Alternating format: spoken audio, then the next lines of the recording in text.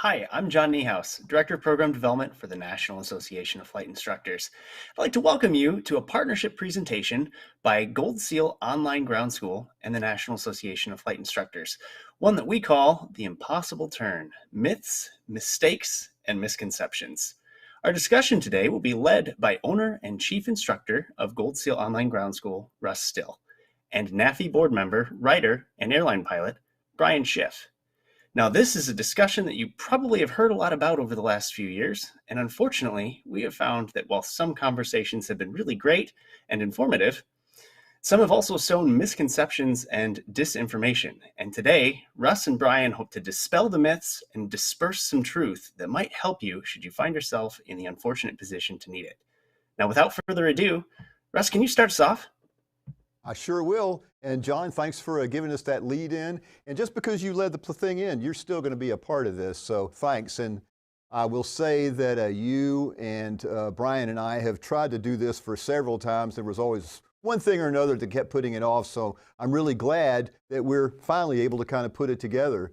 Brian, we had a lot of false starts, but here you are in Atlanta, and it's fun to have you here. Yeah, it's great to be here. And after having watched so many of your ground school and your training programs, I feel like I'm among a celebrity here. Oh, please, no.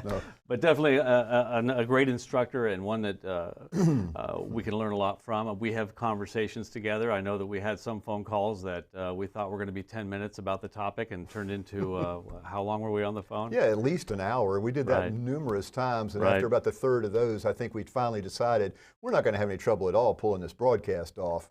There's plenty to talk about, absolutely. Yep, there is. So we don't want to necessarily go through and rehash the turn back or the impossible turn, which is, people know is, or some people know I don't like that term, but the turn back, we're not going to go back and talk about the stick and rudder maneuver, the kinetic maneuver itself too much, because that's been done ad infinitum. So why don't we just take the first 5 or 10 minutes and let's kind of catch people up. Let's go real briefly through the maneuver, the whats and the whens and the whys, and then we can take over and talk about the problems that are overlooked so many times by pilots and instructors.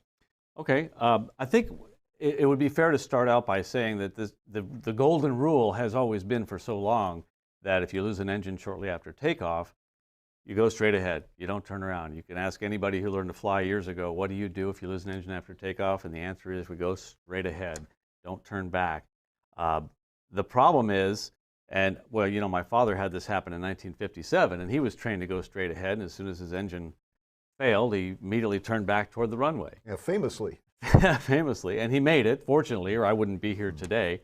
And I'd like to probably posture that if he had gone straight ahead, I might not be here today either, because there was really nowhere for him to go except a congested residential neighborhood. And he went back and he was successful, and all the naysayers, the hangar lawyers, the critics, and everybody gave him such a hard time for doing so.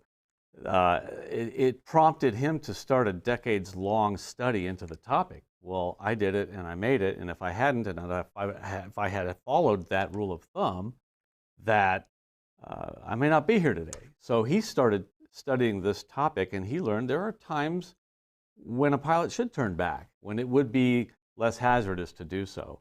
And that's what we're here to talk about. And finally, he was about to give up on the whole topic until the FAA came around in their advisory circular and posted that, well, flight instructor refresher courses probably ought to start training this maneuver. Yeah, is that the advisory circular that came out where, yes, instructors are actually expected to start teaching this, Yes. but the only thing they really mention is that it's a 180-degree turn back, which it's a lot more than that, Right. and really no guidance other than that. So that's what we're talking about, right? Correct. Yeah, it was Do it, but we're not going to tell you how to do it. Figure Right. it out on your own. Yeah, it's not 180 degrees. You can't get back to the runway you took off on with a 180-degree turn, unless, of course, you got a good crosswind.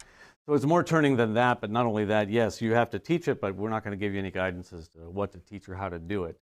So we started putting together digging out of the coffers all of the study material that my dad had on the topic, and we started going over it again in great detail. Let's, we talk about the 180-degree versus 240, 270, 360. Let's just real quickly go over why we have to be concerned with being able to make a minimum amount of turns. And I think we've got some graphics that we'll be able to use in here to kind of show some of these turn back angles and see what's going on with that. Sure. To properly fly, if you take off and you're going to turn around and come back to the runway, you can't make a 180-degree turn. You can make a 180 to a parallel runway. But so a lot of people say, oh, just see how much altitude the aircraft loses in a glide when you turn 180 degrees. The FAA refers to 180 degrees. Many CFIs and pundits are out there saying the 180-degree turn back. When I hear 180 degrees, I think of the commercial maneuver, the 180 accuracy approach to landing. That's not what this is. You need to turn many more degrees. It's a 180, then maybe another 90 to get to final and another 90 back, or a 45 and a 45. You could fly a pattern that kind of looks like a question mark. A question mark, yeah. How ironic, right? Yeah. Like, should we do it? But you need to know how many feet you lose while making a greater turn than 180 degrees, for sure. That's right. So getting all this stuff figured out in advance is one of the keys. And that's probably one of the misconceptions is people, they think this is a little bit easier than it really is.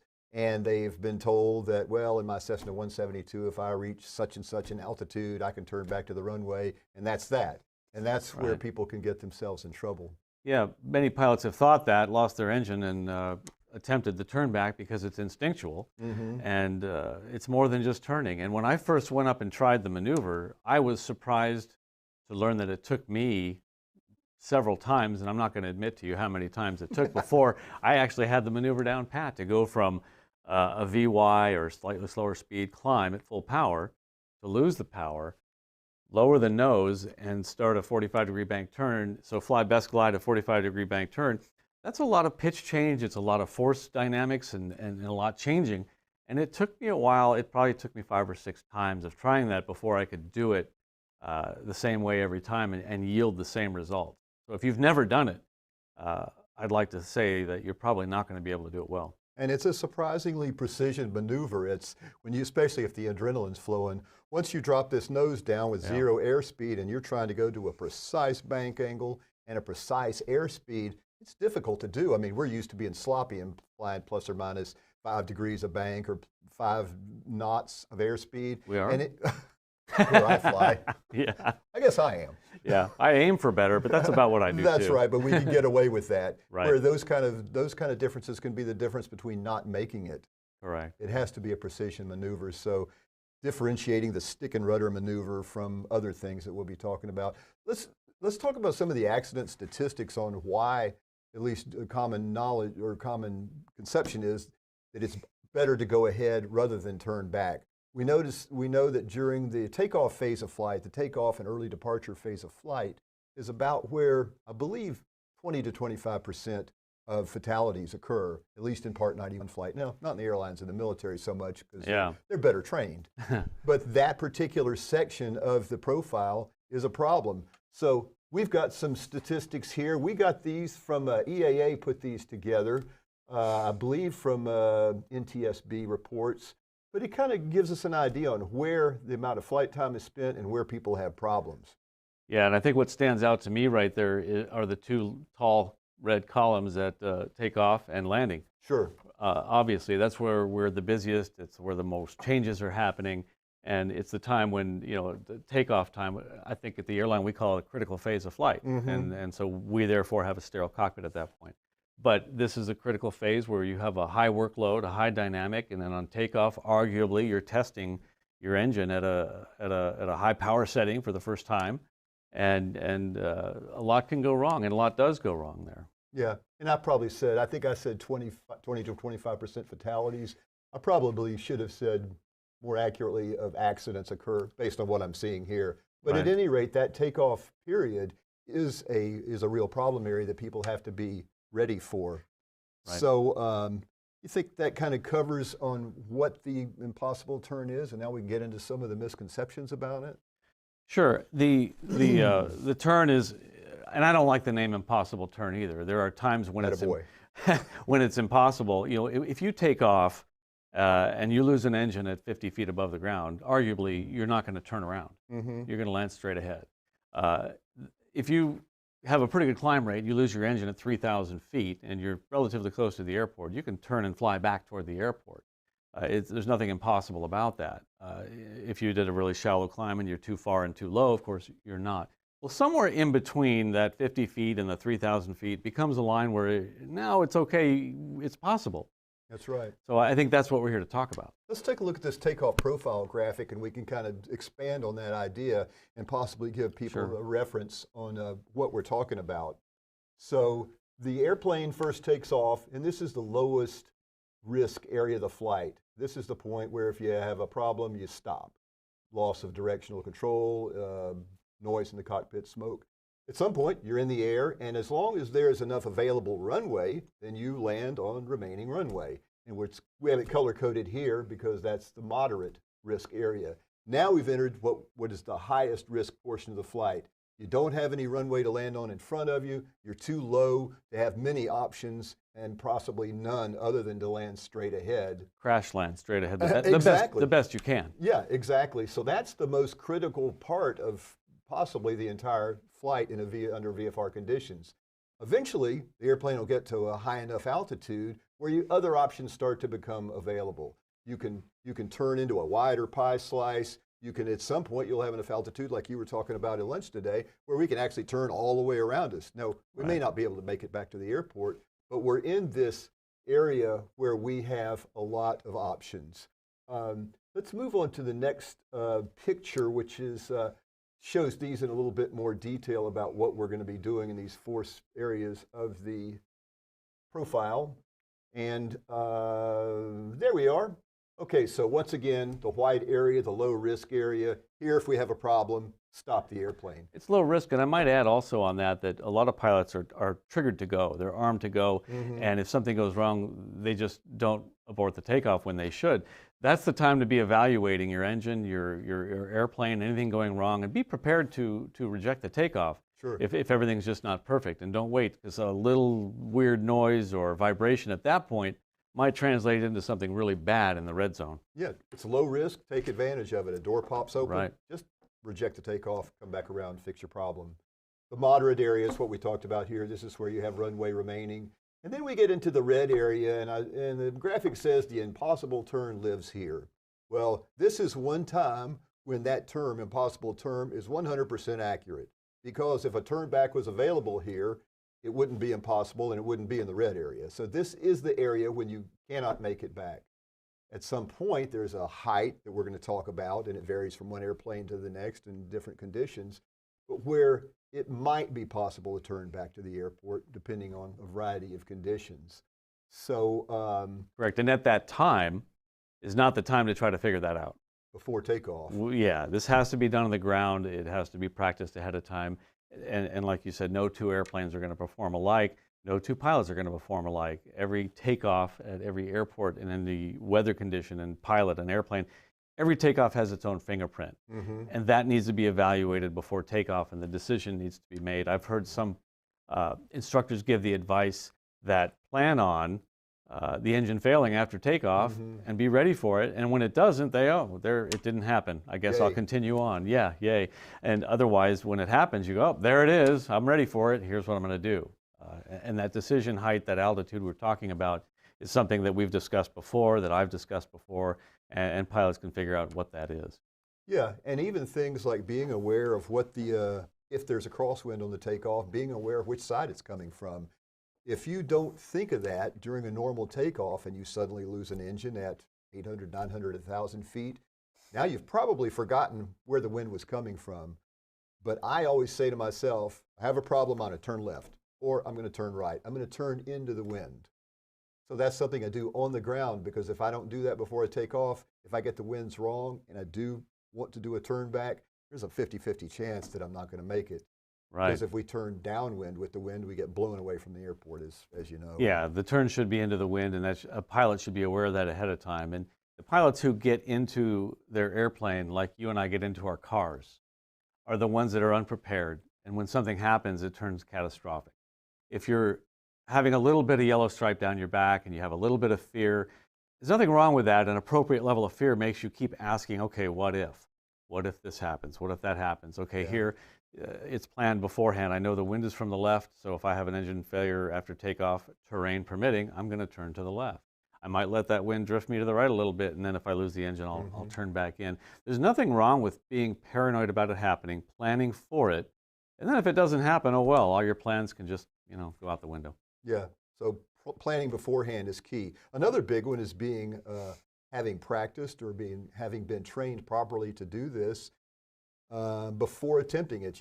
We hear lots of, well, maybe perhaps they're anecdotal, but stories about pilots who attempted this with no training. They had just heard about it and they tried it, and sometimes that didn't work out so well. So training is pretty important. It's very important. Training, practice, and on that note, not just anybody can train you. Just because you get I think you said this at lunch as well, that if you get your CFI certificate, I wish I knew half as much now as I thought I knew when I first handed my CFI. I thought I knew everything at that point. But no, you're not qualified to teach this right away unless you've been through some kind of training and practice or developed a system for this. And I'm by no means saying that my way is the best or that your way is the best. Every instructor can come up with, there's probably a better way to do it than what I've been talking about. And I think honing in on the best practice would be a good idea for the industry to do and have some guidance rather than just saying you need to teach this with no guidance. So practice is very important. And like I said, for as many times as it took me to get the maneuver down pat, and I'm an active flight instructor, active pilot, I fly all the time, I was very surprised at what it took. And so practice is crucial. It's not as easy as you think it is to do it precise. If you want to nail those bank angles and nail the airspeed, not as easy as you think. Yeah, and it's not as important to nail it. Nailing it is good. You want to be as precise. You want to be cool hand Luke when you're flying it. And you can be if you practice it ahead of time. I was surprised at the pitch forces, the amount of pitch I had to change to go from a VY to VX climb down to a glide. It's a lot of pitch change. It's a lot of dynamics changing as your airspeed is coming back and while you're turning, and it takes practice and the muscle memory to get it there. How many times does it take us to get a landing down pat? This maneuver is kind of like landing. Yeah. You got to practice it, and then when you get it, you get it. In my 182, when you first pitch down and you bank over into that bank, that spiral, the airspeed starts coming up quickly, so you have to kind of raise the nose to arrest that acceleration. And in my airplane, boom, the stall horn's screaming like crazy right about then. So again, it's a precision maneuver that takes a lot of practice. The one thing that I hear so much about, and I'm sure you do too, is this height, this decision height is what I call it, but an altitude in which it can be safely made. EAA, in that webinar that they did, put together a graphic where they asked people, they had an app on their phones where they could vote, and they had different altitudes. When do you think you can make this turn back to the airport? I remember Can you that. do it at 400 feet? Well, here it is, 400, 800, and this is kind of interesting. What do you have to comment on this? Well, when I first look at that, I think, I fly a myriad of airplanes, and I don't know which one am I flying at the time, and it varies for the airplane that I'm flying. A 172, would go with the common answer there, because around 750 feet is the target for me, and I've explained in other classes where I've come up with that. Mm-hmm. Yeah, but there should be it depends. It does, yeah.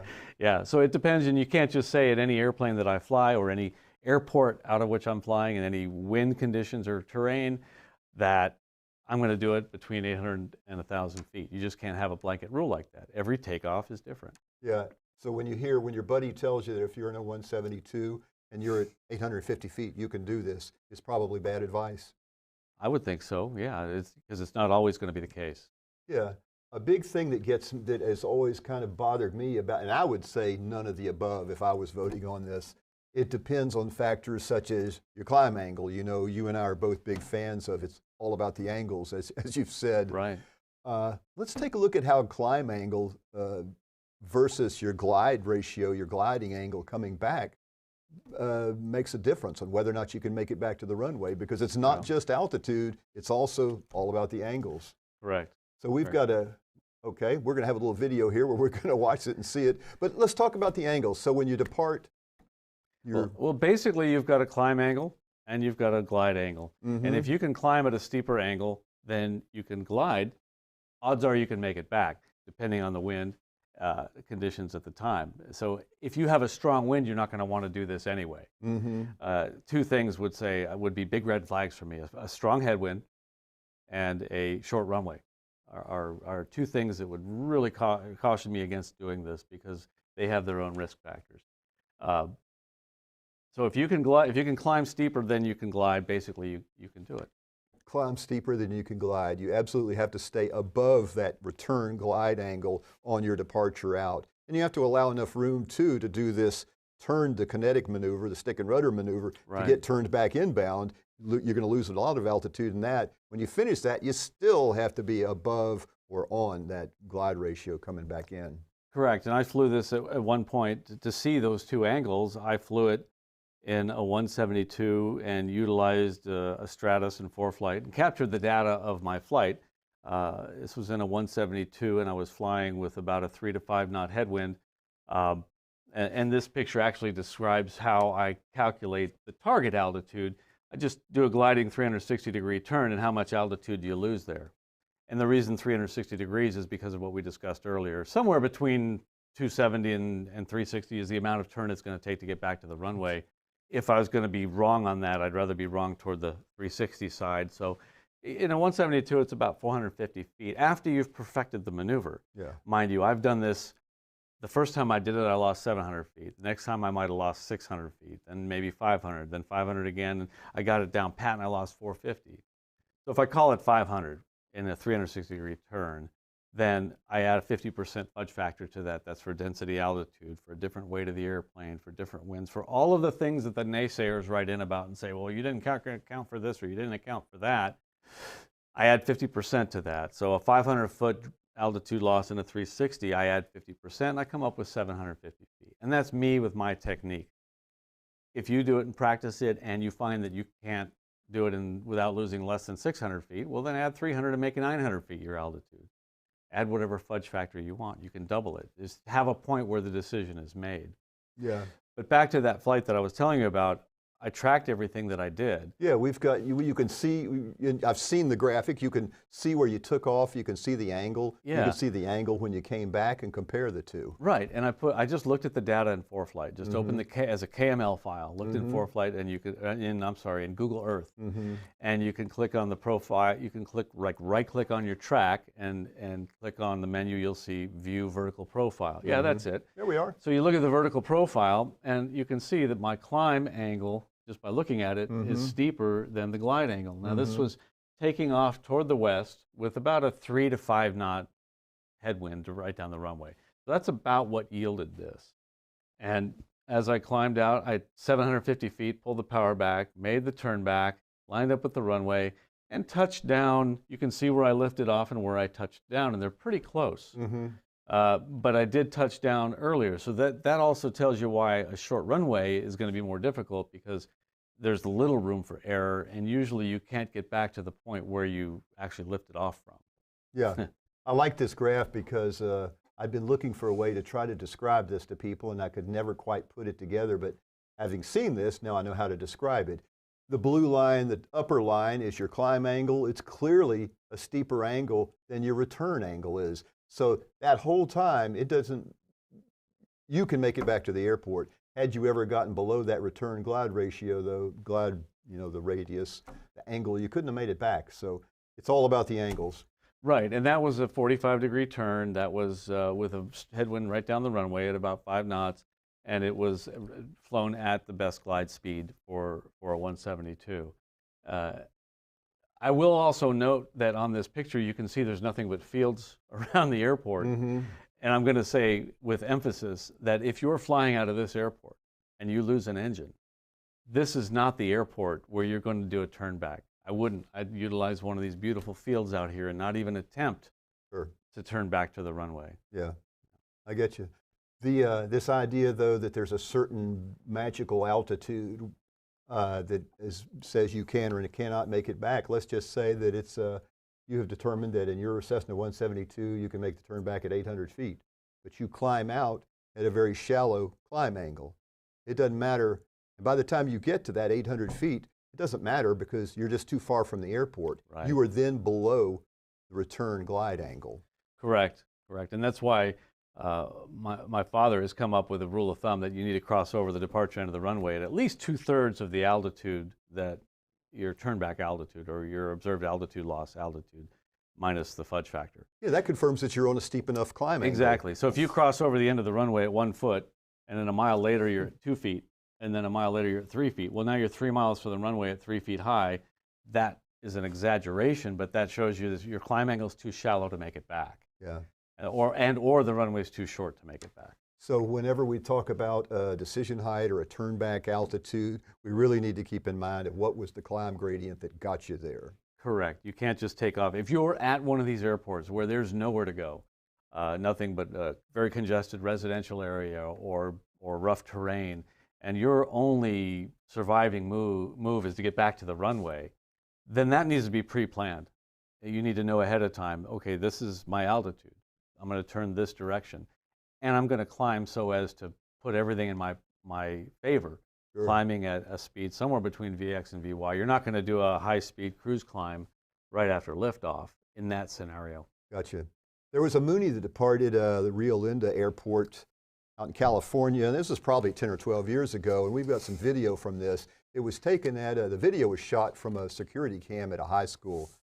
This guy had done, I believe it was an engine rebuild, and this was a return to service flight. It was him and his mechanic in the airplane.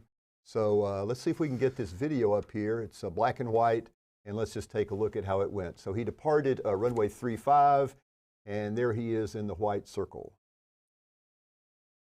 Now he's climbing up through about 200 to 300 feet. You can see him turn. That's where he had his failure. Now he realizes he's too low. He's not going to make it. He pulls back, accelerated stall. There's about a turn and a half or a 3/4 turn into a spin. And unfortunately, 2 fatalities resulted from this. Now, it happens pretty quick in the video, so we made a 3D animation of this so we can kind of see it a little better. And we're going to dovetail into what you were just talking about, options off the end of the runway. So let's take a look at this same thing in 3D. So here's the Mooney departing runway 35. There's his engine failure. He turns back, cranks back too much, trying to stretch the glide, which is a physical impossibility. And then, unfortunately, that was the end of him. So this is what it looked like. But let's take an overhead look using Google Earth and see what some of his other options were. He had a lot of choices here. So runway 35 is over on that side of the screen. Yeah, so it's going this way, goes past a green area with some kind of racetrack in it or some kind of track facility. Then farmlands. He even had a 2-lane highway going left and right. A 90-degree turn would have certainly done it. So look at all these options he had. Yet he instinctively made this decision to turn back to the airport at about 300 feet with a dead engine. And you could see what the result was, and that's what would be expected. So this is exactly what you were talking about with yours. Look at all the options around. Yeah, and that's why in this situation, you shouldn't go back to the airport. You shouldn't attempt to turn back, and especially from 200 feet. If you know that your altitude, and in a Mooney, say it's 900 feet, I'm making that up, 900 feet is my altitude, I am not going to go back for the runway. I've practiced this, and I know that above that altitude, my skills have been honed enough to do that. But I also know that below 900 feet, I can't do it. It is the impossible turn. It is the impossible turn at that point, and his instinct, or her, I don't know who the pilot was to turn back at that point. And I would guess at 200 feet, the airplane was probably right around here. And so I agree with you. There were options, but even if there are no options, turning back wasn't one of them. No, and that should have been determined before takeoff. Yeah, the decision height, the turn back altitude is not a single point in space.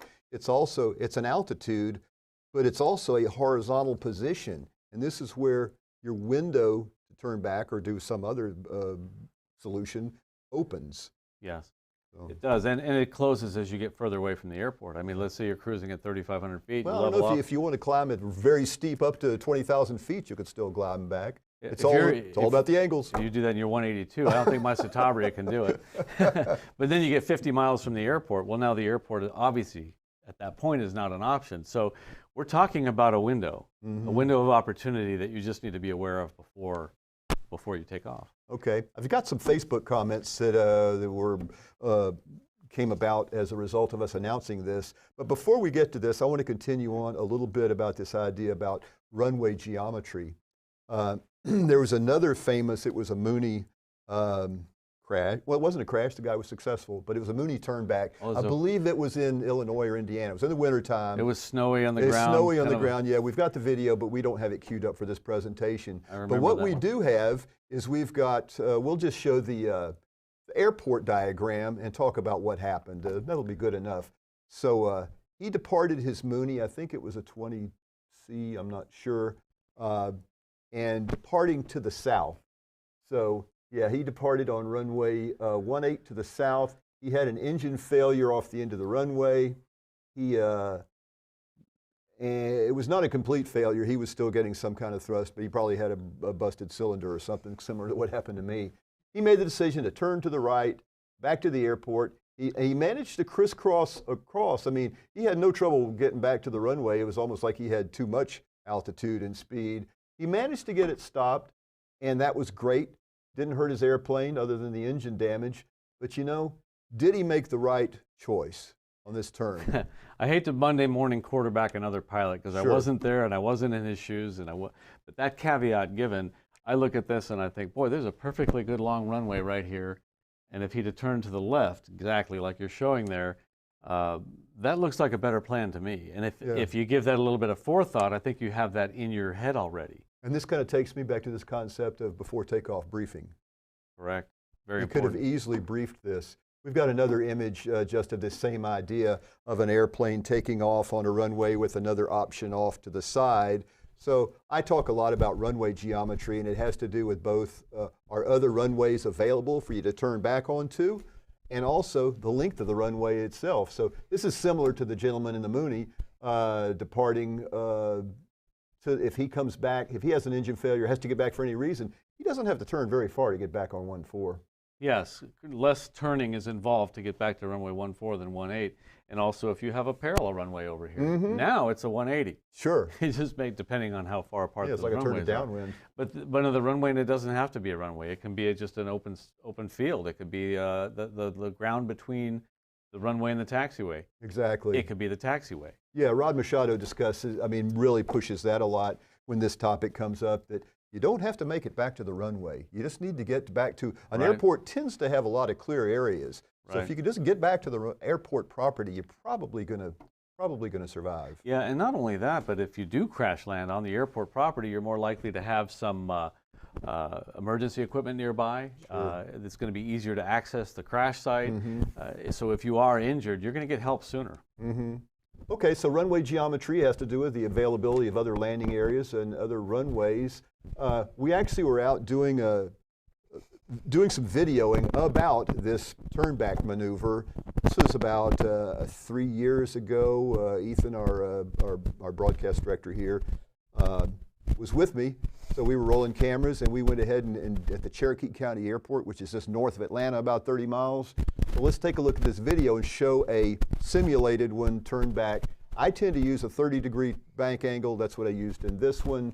There's a lot of valid argument that 45 may be better. So anyway, the runway was 5,000 feet, no obstructions. It was a nice cool day. I was in a Cessna 182, crosswind, 6 knots from the right. So I had already briefed myself that if I have a failure, and I know I'm going to because it's simulated, I'm going to turn to the right. That's one less thing that I have to spend time and brain CPUs deciding. So I have forgotten what the ground level here is. I believe we went up to 750 or 800 feet AGL. Now you can see down below this particular airport, especially when it comes back, that there's no good landing options It's not here. flat. Oh yeah, there's deep ravines, it's all rocks and trees, and over here on the sides, a lot of very high, high tension power lines. So we ought to be coming up to our altitude. When we get to it, we're gonna kill the engine, we're gonna simulate this startle period of about 4 seconds, and then roll into 30-degree bank. Okay, there's our engine failure, countdown. Now the pilot reacts, rolls into 30 degrees, and tries to keep the best glide speed. And let's see how she works. Look at those power lines down there. You're right on top of them.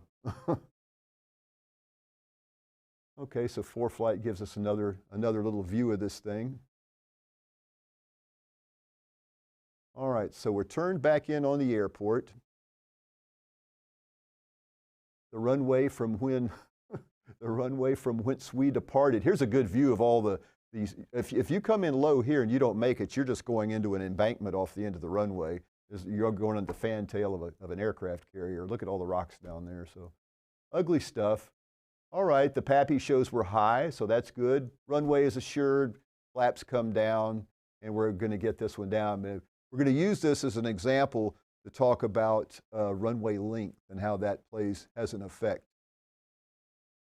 Okay, we're back on the runway that we departed from. We touch pavement, and boom. Okay, now I want you to look at this taxiway off to the left. This is kind of a reference point. We're going to now go into the 3D world and look at this airplane in this position. So that's how much runway we actually, in this example, we were a little high. We had some extra airspeed because I had to put in flaps. But let's just say that that's as far as we made it on our turn back practice. Okay. So what would have happened if the runway was shorter? Well, you lifted off way back at that part of the runway, I presume. That's right. If the runway was shorter, this is where you'd touch down, right? Wouldn't here. have made it. We made it on a 5,000-foot runway, but had we done that same departure from a 3,000-foot runway, we would not have made it. And that's why I continue to push on this idea that runway geometry and runway length is a critical factor. Now, looking back at your flight that we had up there, it was interesting to see that you could come back almost to the point that you departed from, almost to the end of the runway where you took off from. But right, and it was very. Yeah, it was risky for me to try to land that far down the runway. Now, granted, I had a really long displaced threshold on the other side, which is, it's not even displaced threshold. It's an unusable portion of the runway. What is this, about a 4,000-foot runway? It's about 7,000 or 8,000. Oh, wow. 6,000 or 7,000. Oh, wow, okay. there. But there's an unusable portion on each end of the runway, and I knew and calculated the latest I could touch down with my landing distance available, and you can see the 1,000-foot marker there, and I touched down with about 2,000 feet remaining. Excellent. Yeah, and so if this had been a 2,000-foot runway, you would have been cutting it very close. It would have been right on, and if it was anything shorter than that, I wouldn't have made it, and I would have had to take different kind of precautions or not fly out of there. Yeah. Now we could say that there's not many 2,000-foot runways around, at least not that people commonly use. And you could argue that, well, if that was a 3,500-foot runway, you would have still made it. But that was because you were practiced, you did it perfectly, you were ready for it, you had done everything properly. Somebody who doesn't have all the odds in their favor, still at 3,500 feet just might not make it back to the runway. Right, it's very true. And you can see here clearly by trying this, and you can try it at altitude, but the problem is it's a different density altitude. You're gonna have different true airspeeds if you try it up high to get this kind of image for your airplane. And also the winds may be stronger than they may be. And if you have a strong wind, that's when I'm advocating you don't want to do it. Because if you take off into a strong headwind, and I think we were talking about this as well, the energy that you're gonna have to dissipate in the crash is gonna be much greater. So if I have a 30-knot headwind, for example, and I'm taking off and climbing at 65 knots, what does that do? You know, Slows you down a lot. slows you down. So you half your airspeed, that quadruples your Energy. energy, or 1/4 the energy needs to be dissipated. Yeah. But if you turn around and you go from 60 to 90 knots, now you've got much more energy to dissipate in the crash, and it quadruples the amount of energy that needs to be dissipated. If you just double your airspeed, you quadruple your the airspeed, the energy needed to be lost, and that's a lot to absorb in a crash. So if you're bottom line, would you rather crash an airplane at 30 knots into the wind, or would you rather crash an airplane at 90 knots? Exactly. Of ground speed. Crashing into the wind is crucial. Right, and also with a strong headwind and you make a turn back, now you've got a strong tailwind. I'd posit that you may likely overshoot the runway. Yeah, you end up with the same problem on the other end of the runway. With all that energy. Yeah. Yeah. So with a heavy headwind, a turn back is probably another reason not to do the turn back. Correct. Strong headwind. Correct. Short runway, Okay. strong headwind. Yeah. Okay, let's see if we can bring John in here and see if he's got something to join us with. He may have some comments or two, or three. Hey, John. Guys, so far this discussion has been really interesting. I really like the fact that we're not talking in absolutes, because we know that the world operates in gray, right? So the idea that no takeoff is the same, frankly, not even takeoffs on the same day are the same. And that's something that I never really thought of before, and I think a lot of our viewers might not have either. Now, I know you mentioned the concept of, okay, the more information you can sort of brief and understand on the ground, the better. But do you advocate sort of putting that into your verbal pre-takeoff brief? And if so, how would you integrate that? What things would you actually say out loud? Barry? Well, I would. Did it. I answer to both. Right. I would brief myself. You need to consider, okay, first of all, is this an airport that has options off the end of the runway? So A or B. This is a binary. Am I going to go in a field? Do I have options, or is it an airport like we just saw you demonstrate, where there's nothing but rough terrain? Catalina's one. I've also got several airports in Southern California that are nothing but very congested residential areas, and school playgrounds are the only fields that you've got with children's playing in them, and the only streets are bumper-to-bumper traffic. If it's one of those airports, then you're going to want to do some planning. You got to know ahead of time. First of all, so I've practiced my maneuver. I know what my altitude is. Which direction is the wind coming from? What is my field elevation? If my altitude is 800 feet, then, or my observed altitude loss, or the amount of altitude it takes to get back down, I need to add my field elevation to that, so I have a number on my altimeter. So if you're at 1,000-foot field elevation and it takes you 800 feet to do a turn back, then 1,800 feet on your altimeter, and pre-briefing that ahead of time. So I want to do 18. If we lose our engine below 1,800 feet, we're going to land straight ahead or slight turns, whatever looks best, and we're going to crash land the best we can, as slow as we can. And I think one of my favorite famous pilots said once that if you touch down with your wings, if you crash land with your wings level and as slow an airspeed as possible under control, you're going to survive the accident. And so you crash the best you can. If you're above that altitude, we're going to turn back. Which direction?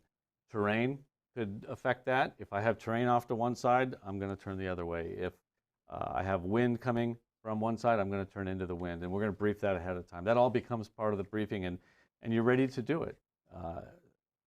Any more? Yeah, the briefing ahead of time is the big part to me from what you just said. Once again, brief these things every time you take off. We do a run-up in the run-up area. You've got a checklist you run up, you do. Why not add just a little bit more right before you cross that whole short line? In the event of a problem, which way am I going to turn? What are my options? That kind of thing. Right, and I can just hear some of the viewers thinking to themselves, I'm flying by myself. Why am I briefing this out loud?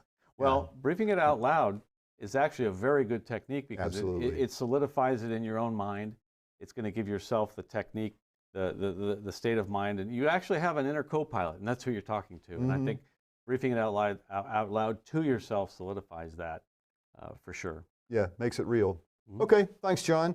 We've got a couple of other things we want to get covered, and I know we're moving along here time-wise.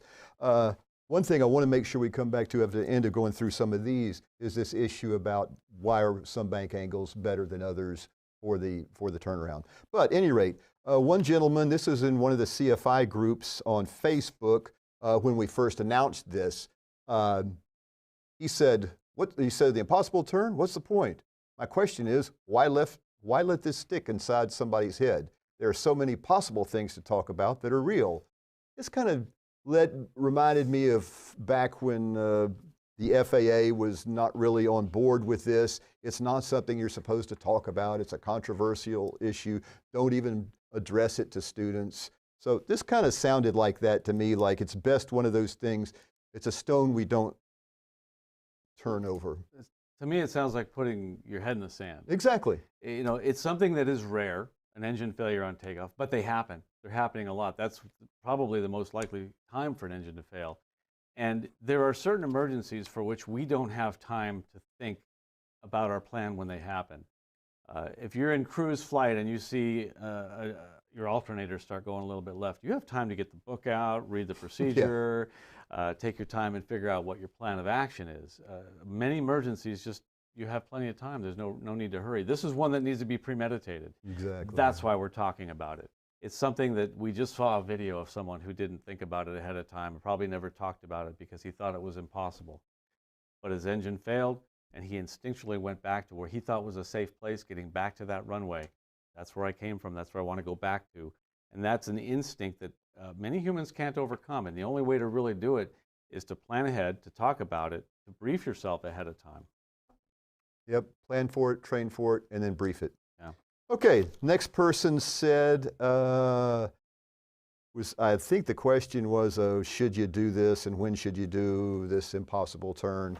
He says, depends on the aircraft, loading situation, and many other factors. Impossible? No. I've demoed it many times in powered aircraft. If it's impossible, then how could I do it? Okay, let's just stop right there. If it's impossible, how could I do it? We see a lot of videos out there, on YouTube especially, that say, okay, if this is the impossible turn, look at me, I just did it.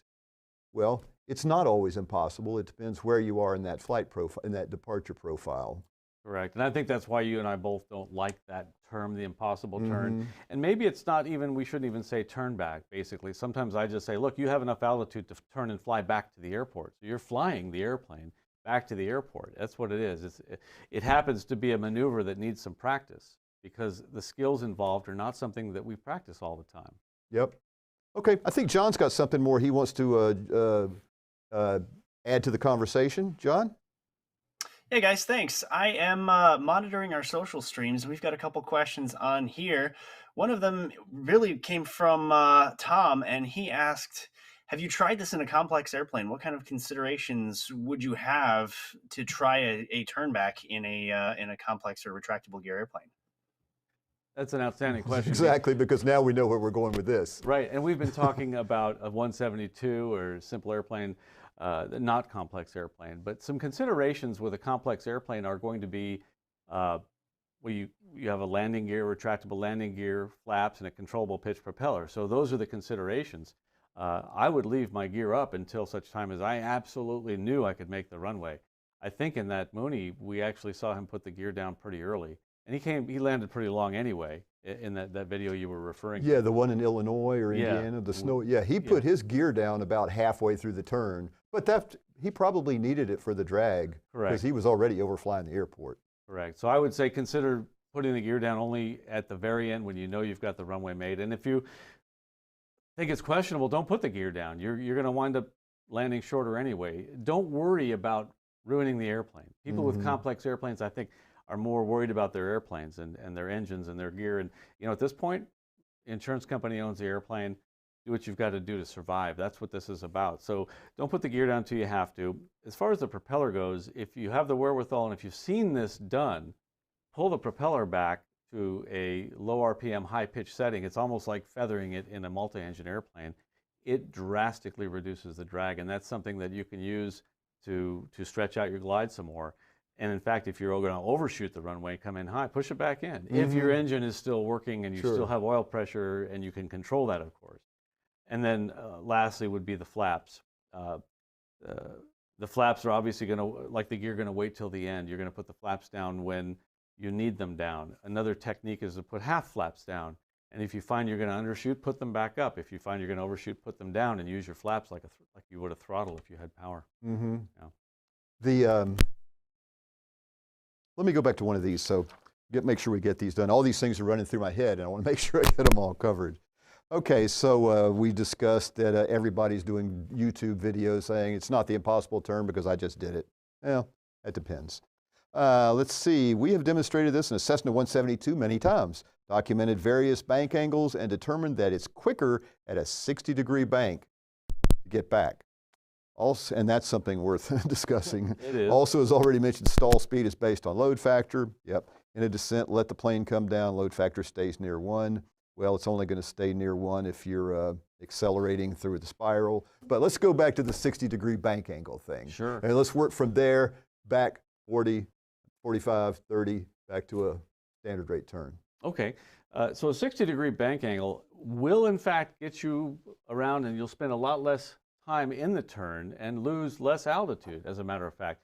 But I don't like the increase in stall speed provided by a 60-degree bank turn. It's almost, I think a 75-degree bank turn will double your stall speed.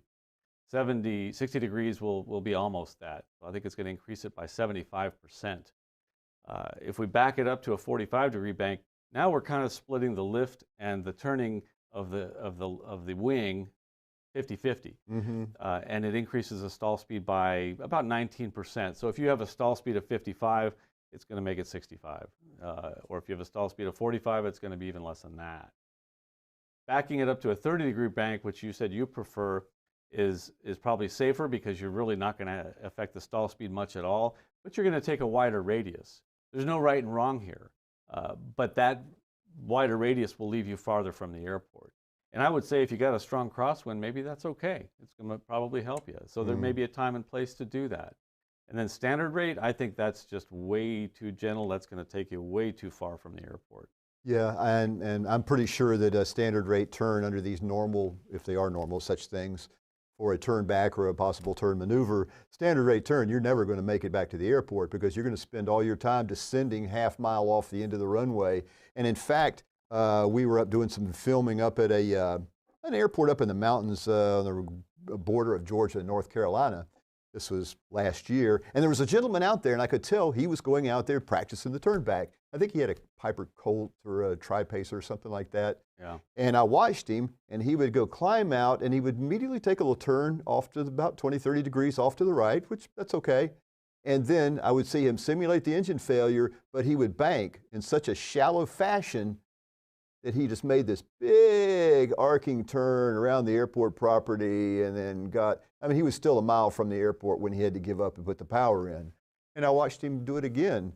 And wasn't going to be confrontational or anything, but I asked him on the radio, hey, what bank angle? I see you doing practicing your turn back. What bank angle you were using? And he said, well, whatever it takes. So that kind of thought process, whatever it takes, is not all that good. I personally would say between 60, 45, 30, and a standard rate, which is about 22 degrees or something.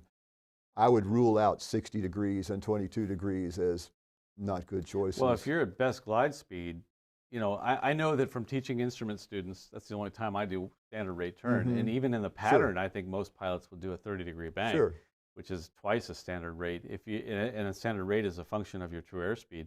So if you're at best glide speed and your true airspeed is down that low, the bank angle is going to be pretty shallow, probably less than 15 degrees, maybe closer to 10. And I think that if you're trying to get back to the runway, that's just not going to do it. But also, I think other pilots have probably heard critics say that you should not ever do this down low to the ground, this kind of maneuvering down low to the ground. Well, have you ever flown a short approach? That's the maneuvering we're talking about, except for the pitching from high pitch to from climb to glide, that transition. That should be practiced at altitude. Then, with an instructor, a qualified instructor, I think you should go out to the airport and be part of the dawn patrol at a towered airport. If you have a towered airport, do it early in the morning. No one's there. They're happy to help you. And when I did it, I must have went up to the turn back one direction, then I went to the west and did the turn back that way, and I was just going back and forth. The runway was mine. And interestingly, with a 5-knot headwind to the west, I noticed a significant difference in the ability of the airplane when I did with a 5-knot tailwind coming back the other way. 5-knot tailwind on takeoff into a headwind on the turn back. Gotcha. Which would be abnormal, because normally you take off into a headwind. But that's when to do it. And down low, I think maybe he was, not wanting to turn too steep because he's down near the ground. Yeah. I had this discussion with a friend of mine. He's an instructor. He's in Idaho, and he was just vehemently opposed to doing this, actually doing this low to the ground or at an airport. And I understand where he's coming from, but it's one of those things that I had to respectfully disagree with, because I do teach this maneuver a lot to CFIs, and we do it at the airport. You know, there is some increased degree of risk about maneuvering close to the ground. There is, and we maneuver. It's the only way you can learn it. We maneuver close to the ground every time we land an airplane. Yeah. And fly in the pattern. It's something that we do, or if we shoot a short approach. But when you're going to do something different than you normally do with a 45-degree bank, you know, I mean, arguably you're not supposed to use a 45-degree bank in the pattern. I think there's something in the regs on that. But I would do that at altitude first until I became comfortable at transitioning from a climb, a level climb, to a gliding 45-degree bank turn. That transition is a skill that needs some honing, and I was humbled by how many times it took me. Now, your mileage may differ. You may be able to do it in 1 or 2 tries, but it took me several tries to get that down pat. Yeah. Well, I think we're probably running out of our allotted time here. We've had a good time going over, trying to focus on the myths and misconceptions. It's just so many times these things are ignored. So keep them in the conversation. If you have some more comments about this, please leave it in the comment area there, and we'll try to address them afterwards. So Barry, thanks for Barry. You know, we talked about this. I wanted him to write Brian on his forearm right here so I could read it. Brian, thanks for coming out here from Texas, from Dallas. We'll be doing some more of this. It's been a lot of fun, especially since we've spent 6 months trying to put this together. It's been a while, but we've had a lot of great conversations in the meantime. Yep. And I'm glad we got to do it. I look forward to doing some more with you, absolutely. But I would like to actually strongly recommend that you never attempt this kind of low altitude turn back, even with an actual engine failure, unless you've practiced it, you've become proficient at it, and you're comfortable with it and feel competent at it. And finally, I think it's important to understand that we're not recommending that you do this as a practice, that anybody should turn back anytime they lose an engine. It's really only to be accomplished if not doing so would be more hazardous. So if you've got an airport where there's just nowhere to go and it would be more hazardous not to, that's the time we're advocating to do it. But only if you've practiced it, you're comfortable with it, you're proficient with it. And if you're not, and you think that this is not for you, you think there's no way I'm doing that, then don't. Go straight ahead. Let's pop John back up on the screen one more time before we get out of here. See, he was a very important part of putting this all together. So John, thanks for putting this together. Thanks for being our host. We look forward to doing some more of these, and I hope you'll be taking the helm and taking the wheel and doing it again. Thank you, John. Yeah, guys, I really appreciate you letting me be a part of this. And on behalf of the flight instructor community and NAFI members as a whole, I really want to say we appreciate that you guys have gone through the effort to put something like this together. You know, it's really important that pilots in general understand this information, but in my opinion, it's even more important that flight instructors do, because let's remember, flight instructors affect every pilot out there, because every pilot needs a flight review at some point, and every soon-to-be pilot needs a flight instructor. So at one point or another, this kind of information will be passed on from instructors who have watched this video. And I think that the impact in that cannot be measured. So once again, thank you so much for doing this, and thank you for letting me be a part of it. Thank you, John. Okay, guys, see you soon. Bye.